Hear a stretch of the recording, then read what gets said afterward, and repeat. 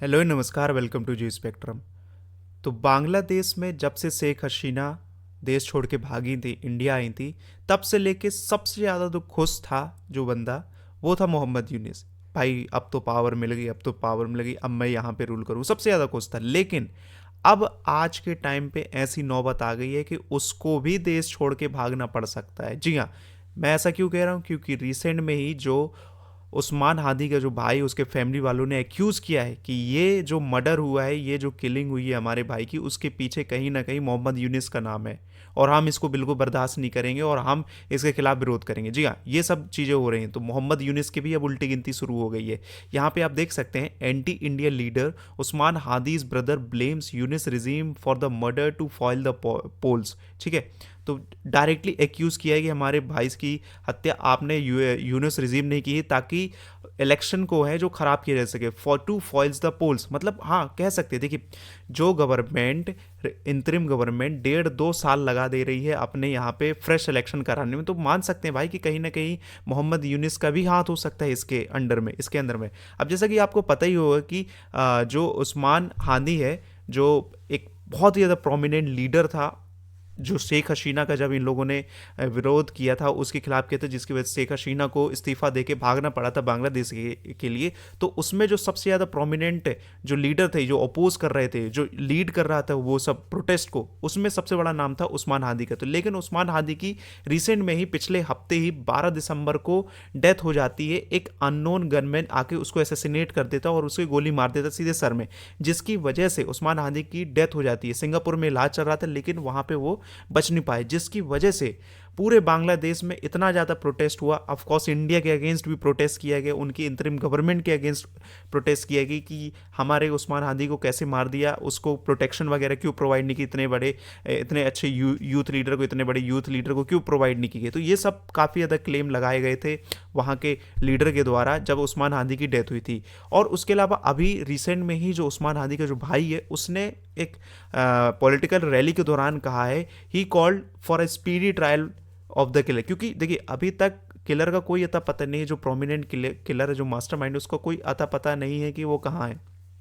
तो इन्होंने, जो उस्मान, जो हादी का जो भाई है, उसने क्लेम किया है कि speedy trial for the killer, जल्दी से जल्दी किलर को do warning, if justice was not deliver, अगर हमें जस्टिस नहीं मिली, किलर को नहीं पकड़ा गया, that will be response will compel to flee Bangladesh one day, जिसकी वजह से तुम्हें खुद, हम तुम्हारे खिलाफ विरोध करेंगे और तुमको भी एक दिन बांग्लादेश छोड़ के जाना पड़ेगा। तो ये डायरेक्ट वार्निंग दी गई है मोहम्मद यूनुस को। अब देखिए मोहम्मद यूनुस क्या कर रहे हैं। देखिए, मोहम्मद यूनुस का हमेशा कहे कहने का, कुछ भी यहाँ पे बांग्लादेश में अगर प्रॉब्लम हुई, डायरेक्टली ब्लेम कर दो इंडिया को, डायरेक्टली ब्लेम कर दो। इनकी जो पूरी गवर्नमेंट, इंतरिम गवर्नमेंट जो है, वो पूरी तरीके से एंटी इंडिया ही काम करे। बल्कि है फेलर किसका, मोहम्मद यूनिस का ही। ये खुद अपनी कंट्री में लॉ एंड ऑर्डर को मैनेज नहीं कर पा रहे हैं। ठीक है, एंटी इंडिया सेंटीमेंट बना के रखे हुए, unable to control radical mob जो फैली हुई है वहां पे, उनको कंट्रोल नहीं करे। इन्वेस्टिगेशन में फेल हो रही है कि अभी तक इन्वेस्टिगेशन का कुछ अता पता नहीं चल रहा है, कहां तक पहुंची है प्रोसेस, कुछ पता नहीं कर क्या रही है, सिर्फ सिर्फ और सिर्फ इंडिया को ब्लेम करे। अभी जो उस्मान हादी का जो किलर था,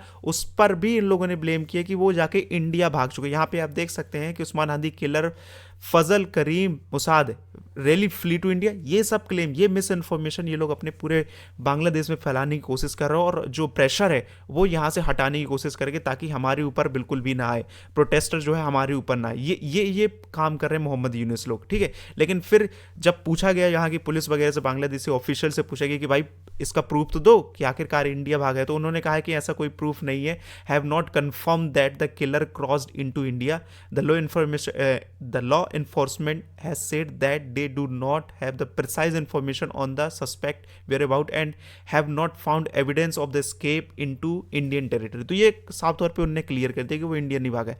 ठीक है, तो अगर ये कंफर्म ना होता तो ये इस तरह की मिस इन्फॉर्मेशन फैलाते ही रहते ये लोग पूरे बांग्लादेश में। लेकिन इंडिया की तरफ से एक अच्छा स्टेप हुआ कि इंडिया ने भी रिजेक्ट किया इन चीज़ों की कि हम इस सब में बिल्कुल शामिल नहीं है, ये सब जो एलिगेशन हमारे ऊपर वो टोटली फॉल्स है, टोटली फेक है। ठीक है, हमारे इंडिया की इमेज को ख़राब किया जा रहा है। और उसके अलावा इंडिया ने भी हाई कमीशन के जो वो हाई कमीशन है जो ढाका का इंडिया में, तो वहाँ जाके एक समन किया है, एक नोटिस समन किया और कहा है कि हमें एक प्रॉपर प्रोब इन्वेस्टिगेशन होनी चाहिए हादी की डेथ के लेके, ठीक है, प्रॉपर होनी चाहिए। बल्कि इंडिया पे ब्लेम करने की जगह, इंडिया से रिश्ते बिगाड़ने की जगह आप लोग इन्वेस्टिगेशन करिए इस चीज़ में और उस्मान हादी के किलर को फाइंड करिए, ठीक है।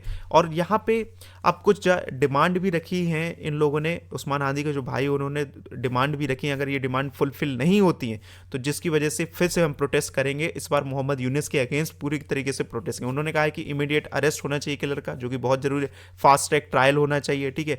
और उसके अलावा ये लोग चाह रहे हैं कि जो होम मिनिस्ट्री है, इनकी लॉ मिनिस्ट्री, उसको तुरंत रिजाइन कर देना चाहिए, क्योंकि वो बिल्कुल भी कंट्रोल नहीं कर पा रहे हैं यहाँ पे सिचुएशन को। और उसके अलावा उन्होंने कहा है कि इलेक्शन में कोई भी देरी नहीं आनी चाहिए, इलेक्शन जो है 12 तारीख को, 12 फरवरी को ही होने चाहिए। और एफबीआई का भी ऑफकोर्स इनने इन्वेस्टिगेशन की मांगी कि एफबीआई भी इसमें इन्वॉल्व हो, ठीक है।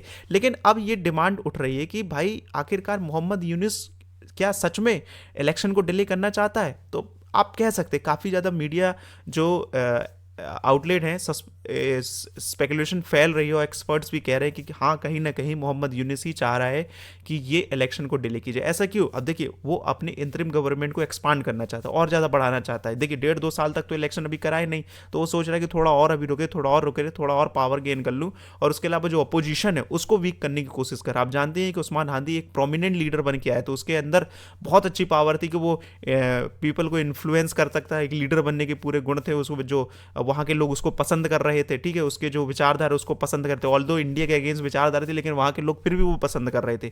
तो कहीं ना कहीं उसको, मोहम्मद यूनिस को ये लगा कि कहीं ना कहीं उसकी सीट खतरे में, उसका जो रूलिंग गवर्नमेंट है वो खतरे में है। तो कहीं ना कहीं कह सकते हैं कि ये ओपोजिशन को वीक करने की कोशिश कर रहा है। लेकिन फिर भी ये कोई कंफर्मेशन जेन्युइन सोर्सेज नहीं है, ये स्पेकुलेशन उड़ाई जा रही है और एक्सपर्ट्स के द्वारा बातें की जा रही है। देखिए, इसमें अब और ज़्यादा क्या डेवलपमेंट होता है, क्या किलर को ये लोग पकड़ पाते हैं जो उस्मान हादी का, या फिर और भी ज़्यादा इसमें फर्दर अपडेट क्या होता है, देखना इंटरेस्टिंग हो। तो और यही था वीडियो, मिलेंगे next video. Thank you very much.